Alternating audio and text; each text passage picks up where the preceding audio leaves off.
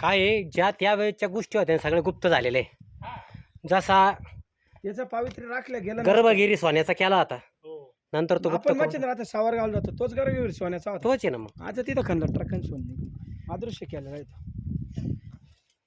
इकडून नाही का रस्ता तिथे पाय धुवायचे गार पाणी एकदम चला चला एकदम किंवा धुवायचे असेल तर पहा. चला चला चला आपण आता कोणत्या कांगोळीत केलं.